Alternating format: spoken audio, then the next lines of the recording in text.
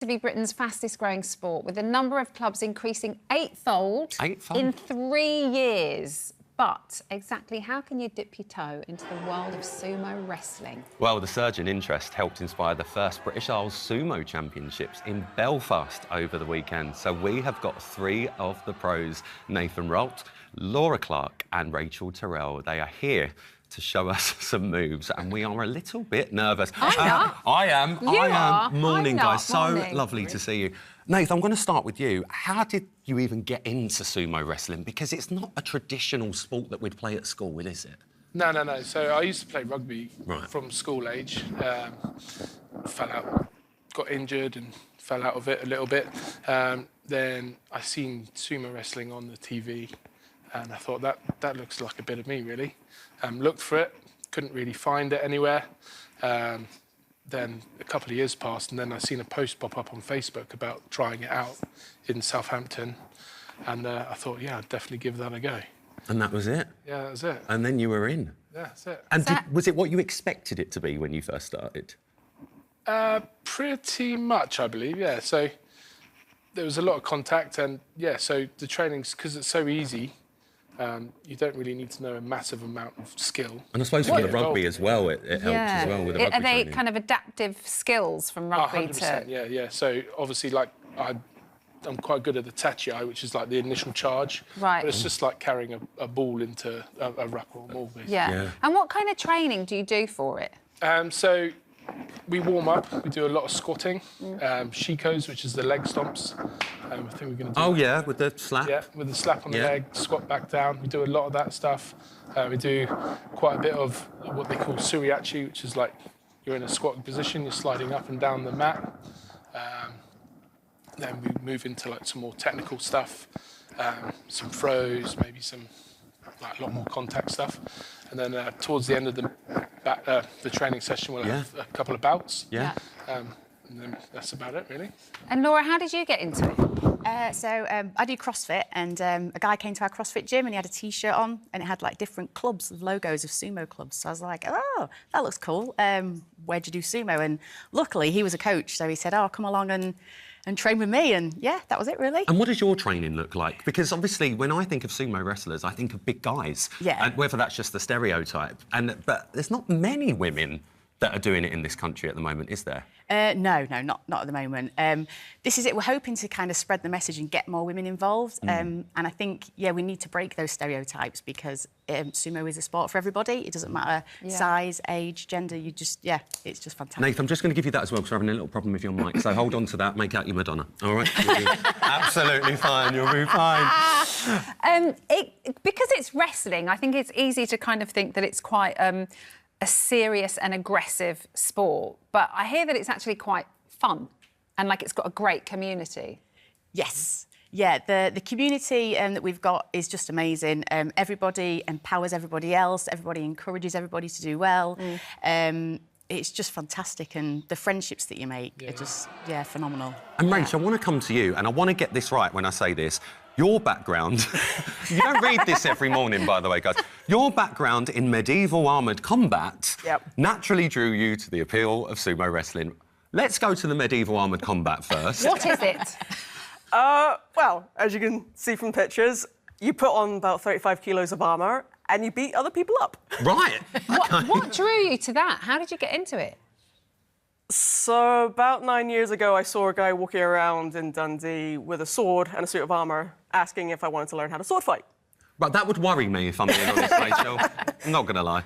Yeah. But then you just got into... Is it a little bit like LARPing? You know, like when people dress up, but actually you do the physical... Yeah, a lot of people do think it's a bit of LARP, but the fitness you need for this is ridiculous. Right. Constantly at the gym, 35 kilos of armour.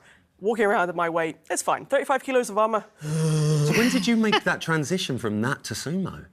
Very recently. Right, and how are you finding it? It's great fun. What is it that, if someone was at home watching this thinking, would I want to do that? How would you sell it? Because, I mean, Nath, when you were saying earlier about, the slapping of the legs, is that to intimidate people, like your opponent? No, so it's more of like the ritual part of sumo, coming from the Shintoism religions and stuff in the professional Japanese wrestling, really. Right.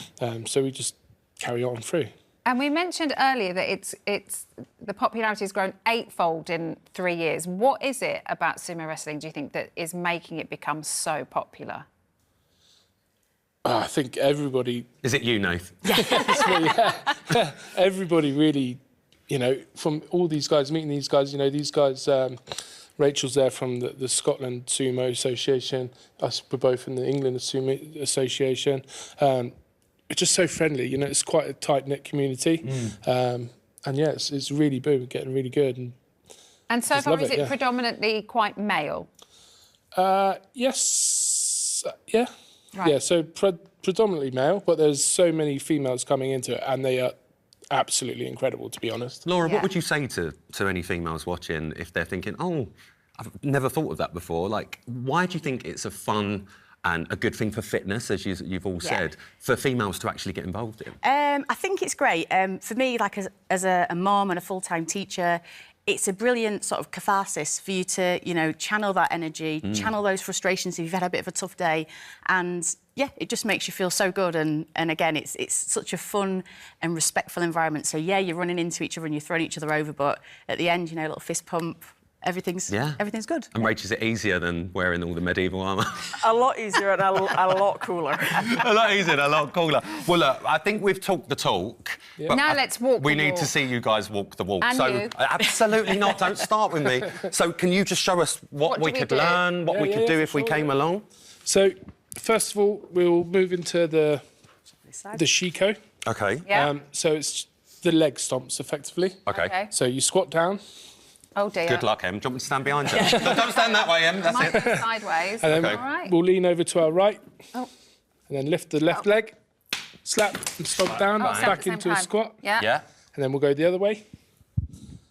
Slap and back down. Yeah. Squat. And then... What's this for? What do we do this for? So it's for it? exercise, stretching. Yeah. Helps build your muscles up. Yeah. But the religious side of it, is that to get rid of, like, the evilness? Yeah, so it also, with the stomps... No, I'm really getting into it, look. With the stomps and everything, it's meant to scare away the evil spirits, yeah. OK, right, so we do that to get going.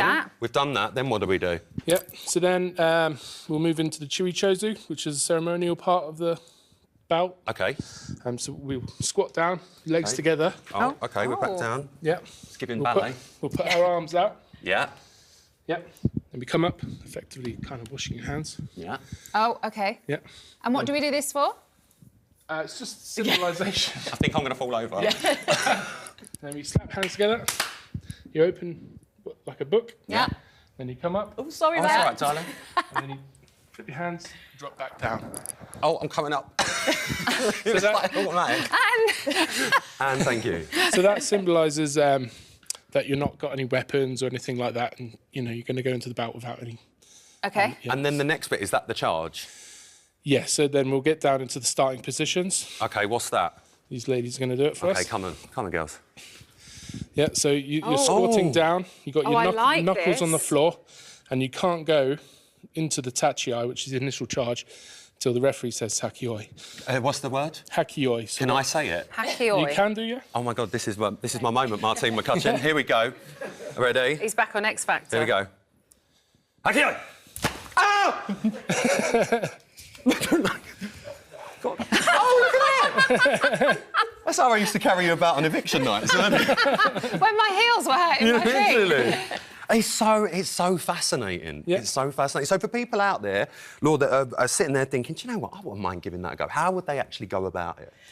So we've got websites. There's BritishSumo.com that you can go on to. There's English Sumo, Irish Sumo, Scottish Sumo. So yeah, and they'll if you contact them on there, you'll get signposted to your closest club. When you just showed us that, it all looks very quick. So when you're actually in a competition, does it go that quick, or do you kind of keep... Because you've got to get your opponent out of the ring, right? You feel like you're in there for minutes, but when you watch it back, your bout was probably 3 seconds. Yeah. It can be We're that watching quick. it now. Look, we can see it now, and it does seem to go quick. But I suppose when you're in that moment, it feels like a lifetime. Are there any specific do's and don'ts with sumo wrestling? Yes. As in the rules of the competition? Yeah, so you can basically do most things. You can't punch and kick. OK. You're not meant to, in amateur level, hit to the face or anything like that, so it's all above your shoulders. Right. Or below your shoulders, rather. And effectively, you're just pushing them out the ring. Right. Or trying to make them touch the floor of anything other than the soles of their feet.